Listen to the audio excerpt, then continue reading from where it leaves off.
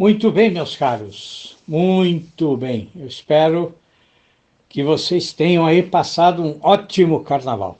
Ah, eu fiz aquilo que me dá maior prazer, aquilo que me dá sempre alegria, né? Eu li muito, né? Também assisti aí alguns filmes e dei umas voltinhas aí com a minha esposa, né? E ontem fui à missa de cinzas, fiz o meu jejum, e de maneira que eu estou aí recarregado, né? Estou plenamente recarregado para recomeçar os nossos áudios aqui. Bom, e já que nós estamos usando aí o prefixo re, né?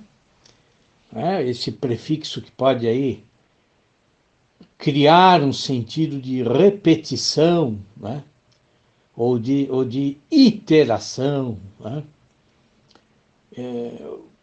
E não só, né? Quer dizer, esse prefixo re, quando ligado às palavras, ele também pode criar a ideia de reforço, né? Ou de intensificação, né? Então, já que nós estamos falando em recarregar e recomeçar, né? Então vamos falar de uma prática muito necessária, né? No mundo da escrita e da leitura, né? E também na vida de estudos em geral, que é a releitura. Releitura. Bom, eu não estou me referindo aqui àquela releitura que é sempre necessária, né, de fazer dos textos que nós escrevemos. Tá? Não, essa releitura, eu já falei dela aqui em um áudio aí há alguns dias. Tá? Mas hoje não, hoje eu estou me referindo à releitura de livros, de textos, né, de poemas, de outros autores, Né? Bom, num dos nossos primeiros áudios aqui, né, eu falei sobre o hábito, né, que o Harold Bloom, o grande crítico norte-americano Harold Bloom, que o hábito que ele tinha de reler todos os anos, né, a obra completa do Shakespeare, né, além de outros autores. Né.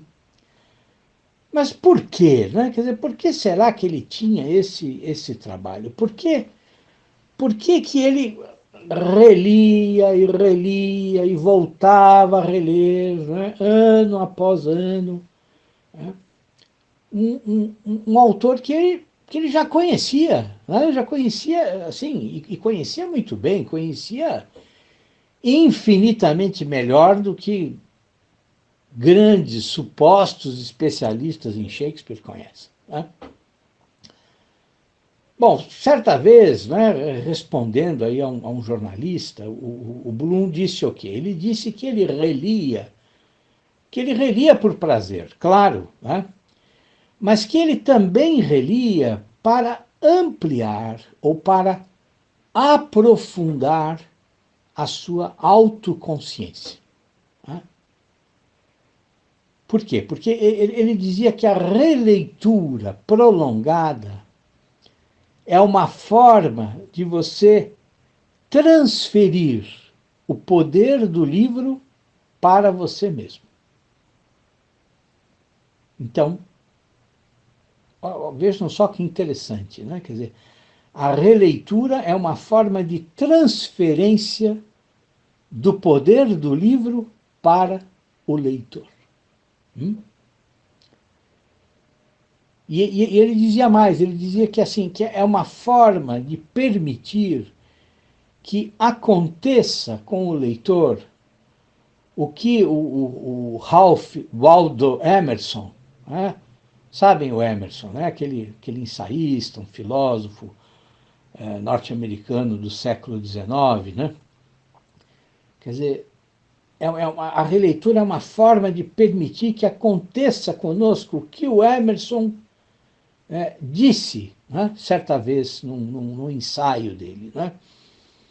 né? Ele falava a respeito daquele fenômeno que acontece em tantas leituras que a gente faz, né? Quer dizer, nós estamos lendo, né, um livro que, assim, é incrível, né, que nos entusiasma, ou nem tanto, né? E de repente o que acontece? De repente a gente se identifica profundamente com o que o autor diz, né? Quantas vezes isso já não aconteceu conosco, não é?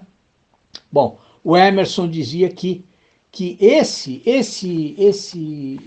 fenômeno, essa identificação, ela acontece porque nós encontramos nesse autor que nós estamos lendo, nós encontramos nele os nossos próprios pensamentos, né? Mas não quaisquer pensamentos, né? Nós encontramos aqueles nossos pensamentos que foram, no passado, por algum motivo, rejeitados.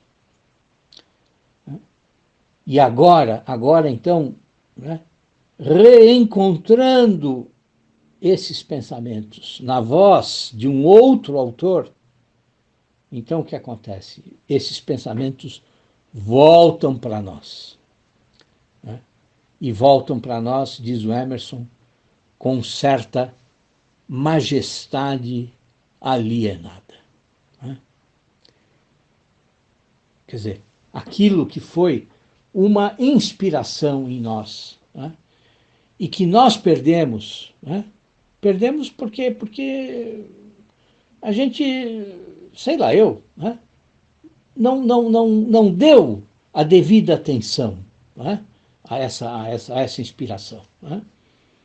Bom, essa inspiração pode voltar para nós por meio da leitura. Ela pode ser transferida para nós, né? E a releitura faz esse processo se tornar não só conhecimento consciente, né? Quer dizer, aquilo que antes foi uma intuição passageira se torna então agora conhecimento consciente, né? Mas também se torna poder consciente. Poder consciente, né? É o que diz o Harold Bloom. Ou seja, a releitura significa não só voltar aos textos, né, que nós gostamos, mas significa ampliar o nosso poder sobre os nossos próprios pensamentos, né? Quer dizer, significa tornar consciente, plenamente consciente, aquilo que numa primeira leitura foi só prazer, né? Ou foi só descoberta, Bom, vejam, eu sei que pode parecer estranho, né? Eu estar aqui falando a respeito de releitura, né? Numa época como a nossa, quer dizer, em que a internet, os e-books, o mercado editorial de livros não só aí digitais, mas de livros físicos, né? Bom, tudo isso despeja diante de nós livros de todos os tipos, né, de todos os estilos, sobre os mais variados assuntos, né? Então, assim, diante desse mundo de informação nova, né? Quer dizer, pode parecer esquisito a gente falar em reler, né? Em reler.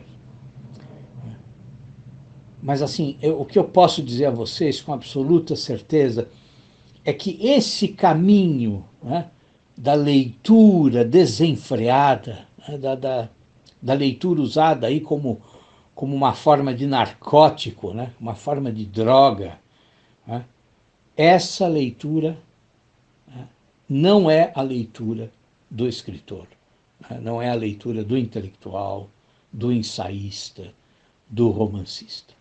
Tá? Não é. Quer dizer, essa leitura que fica procurando apenas consumir as novidades que estão aí à nossa disposição, né, a cada dia, né, essa não é a leitura inteligente, não é a leitura consciente. Né? E se nós formos refletir, né, a respeito desse verdadeiro oceano de livros que nós temos à disposição hoje, né, eu acho que uma forma de parar de se enganar a respeito desse volume, né, imenso de livros que supostamente nós deveríamos ler, né, eu acho que uma forma de se recuperar a consciência, né, diante desse oceano de novos livros, né, uma forma é a gente pensar em grandes autores de épocas passadas, né, e que foram também grandes leitores.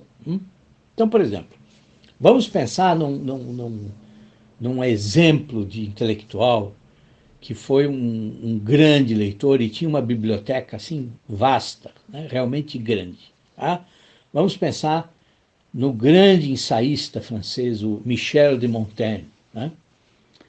Bom, um autor aí que é do século XVI, né? E que se vocês não leram, bom, vocês precisam ler. Não é? Bom, o Montaigne tinha lá uma vasta biblioteca. Né? Depois que ele abandonou a vida política, ele se fecha lá na torre do castelo dele e fica lendo, passa o resto da sua vida lendo e produzindo os seus ensaios. Né? Agora, é muito interessante, porque quando a gente vai às fontes que o Montaigne cita, né, quer dizer, quando nós vamos estudar os livros que ele mais cita nos ensaios, né, o que a gente encontra? Bom, nós percebemos que alguns nomes aparecem e reaparecem muito mais que outros. Tá? Então, assim, na verdade, o universo de leitura, né, realmente dedicada, realmente profunda do Montaigne, ficou preso aí a alguns poucos autores. Tá? É a conclusão que a gente pode chegar. Né? Então, ele certamente lia muito Ovídio, né? E principalmente as Metamorfoses. Ele gostava muito da Eneida, né? do Virgílio. Ele gostava muito das peças teatrais do Plauto. Né? Ele leu muito aquele historiador romano, né? O Tácito. Né?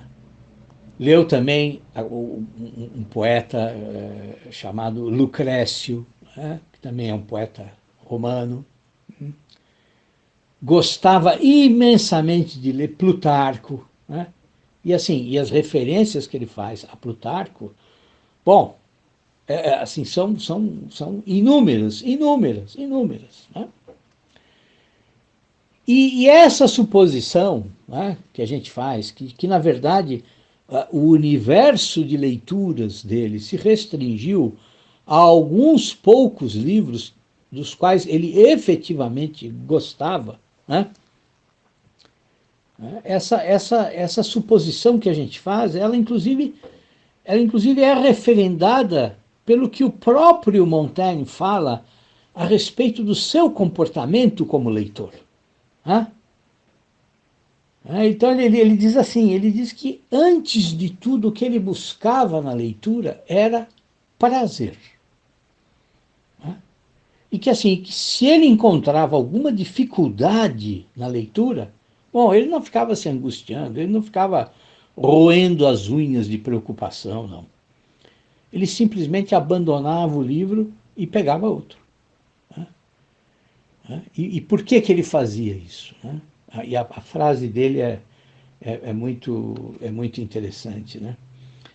O Montaigne diz que ele agia assim porque ele se recusava a fazer as coisas sem alegria. Né? Ele diz literalmente isso num dos ensaios. Eu não faço nada sem alegria. Agora vejam, se ele conseguiu deixar uma obra incrível, incrível, né? Quer dizer, sem precisar recorrer aí a milhares de autores, né? Bom, então eu acho que nós deveríamos, no mínimo, olhar com suspeita esse imenso oceano de livros que a gente tem à nossa disposição hoje. Né? E começar a pensar, né, quais obras são realmente essenciais. Né? Quer dizer, quais delas podem nos dar sempre novos e novos insights a cada releitura. Né? Ou seja, que livros são realmente ricos e podem nos dar aquele poder de que o Harold Bloom fala. Né? Poder sobre o conhecimento e poder sobre nós mesmos. Né? Agora, vejam, é claro, quer dizer, é claro que a releitura tem assim o que a gente poderia chamar de benefícios imediatos. Né? É claro que ela amplia o nosso vocabulário, ela também nos ajuda aí a elaborar novos argumentos críticos. Né? É evidente que ela também contribui, né, para a gente entender melhor textos que são complexos, né, ou que parecem complexos numa primeira leitura. Né?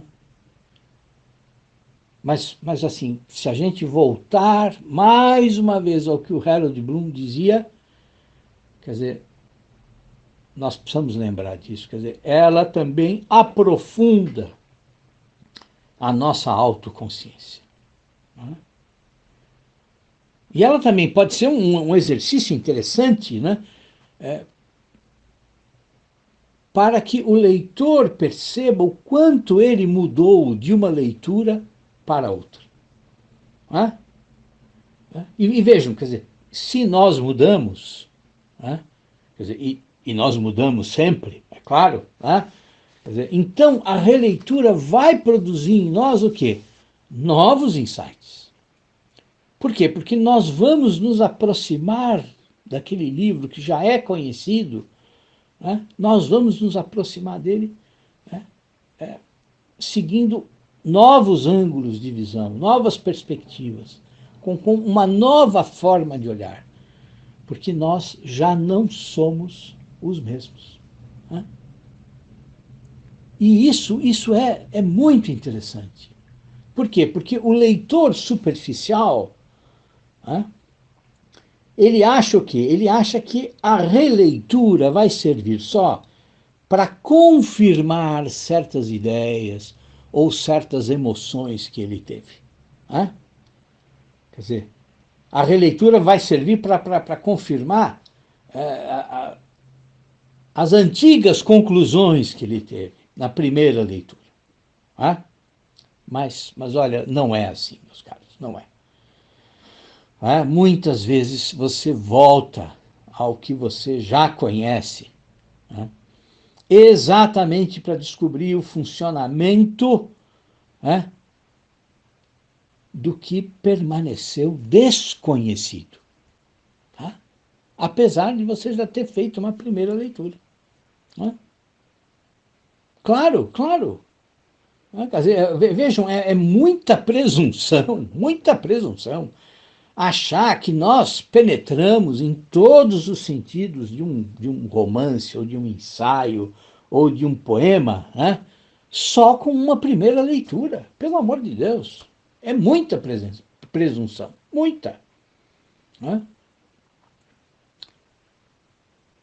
Olha, vou falar para vocês da própria experiência que eu tive, por exemplo, quando eu reli, né, o romance Anna Karenina, do Tolstói. Né? Quer dizer, todas as sutilezas, né, da forma como o Tolstói vai radicalizando, vai aprofundando a loucura da Ana, né, tudo isso surgiu para mim, né, de uma maneira completamente nova. Né? Eu pude perceber todas as gradações da loucura dessa personagem. Né? Eu pude perceber todo o processo de desintegração da personalidade da Ana. Né? E como o Tolstói vai construindo essa desintegração milimetricamente. Né? Como não há saltos, não há saltos. Né? Mas como as crises vão se sucedendo e cada crise, né, leva ela na direção de um mundo ainda mais escuro, né? Mais escuro, né? Até que chega um momento em que ela nem se reconhece mais quando ela olha para o espelho. Né? Percebem? Então, perceber as sutilezas desse processo na vida da personagem, bom, isso é uma coisa que eu só consegui, né, quando eu fui reler o romance. Né? E eu estava pensando aqui sobre essa questão da releitura, né, e me lembrei de um trecho, de uma anotação do grande crítico literário brasileiro, que foi o Álvaro Lins, né? E o Álvaro tem um trecho aqui em que ele fala sobre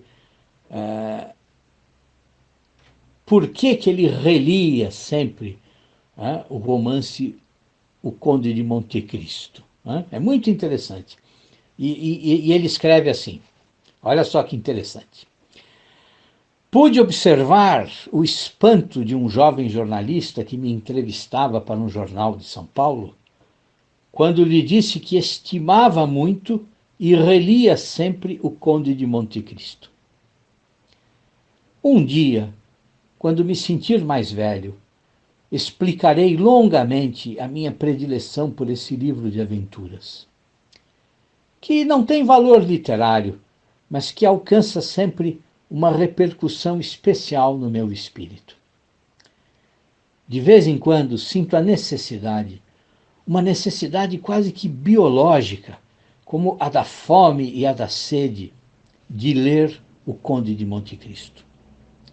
E leio todo o livro, palavra por palavra, numa sofreguidão e numa inquietude que não são diferentes daquelas que senti numa primeira leitura, há vários anos. Sei que é um movimento do coração e não da inteligência, o que me leva até o Conde de Monte Cristo. Que é um sentimento e não uma ideia. Que é um gesto de romantismo. Pois compreendo que não é propriamente este romance em si mesmo que continua a me interessar.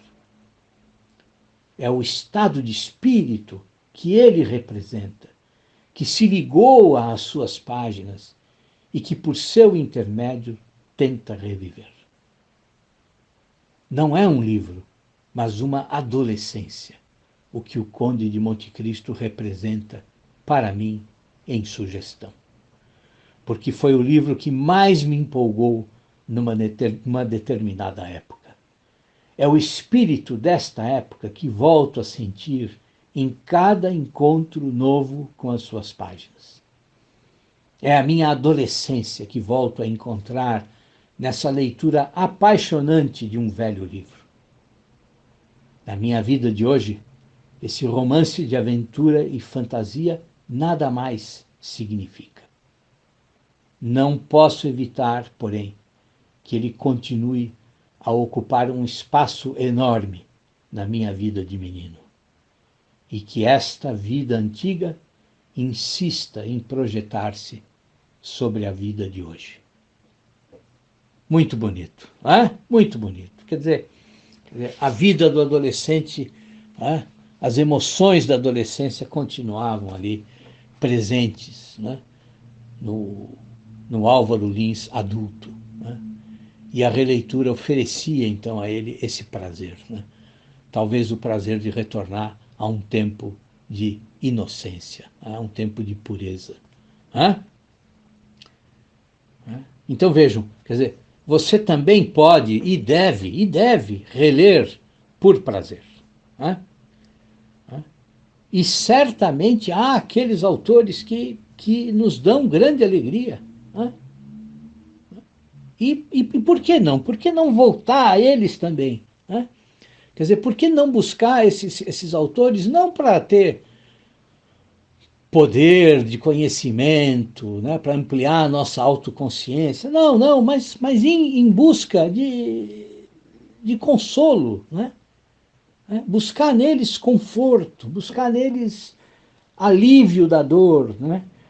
Buscar neles alívio dessas inevitáveis decepções, né, que a vida nos oferece. Por que não? Não é verdade? Não há problema nenhum. Né? E é bom que a gente faça isso. Tá certo, meus caros? Então, esse foi o nosso tema de hoje, né? A releitura, a importância da releitura. Olha, eu não sei se vocês viram, né, nas redes sociais, mas eu coloquei aí à disposição de todo mundo um e-book gratuito com um longo ensaio meu, que se chama Lições de Van Gogh para Escritores. Tá? Vocês devem ter visto já. Bom, mas se vocês não viram, o que é o ensaio? O ensaio aí são reflexões que eu faço a respeito das cartas que o Van Gogh escreveu para o irmão dele, o Theo. Né? E eu leio as cartas, mas leio na perspectiva da vida do escritor, do trabalho do escritor. Quer dizer, todas as reflexões que o Van Gogh faz a respeito da produção criativa dele, então eu transponho essas reflexões para a vida do escritor, mostrando como muito do que o Van Gogh escreve ali serve perfeitamente para ajudar os escritores. Os escritores em geral, não só os ficcionistas, mas também os ensaístas, os cronistas. Então, de maneira que eu vou deixar aqui também o link para vocês terem acesso ao e-book. Tá certo? É isso, meus caros. Então voltamos amanhã sem falta para aí darmos continuidade aos nossos áudios, tá bom? Um grande abraço para vocês e até amanhã. Tudo de bom, pessoal.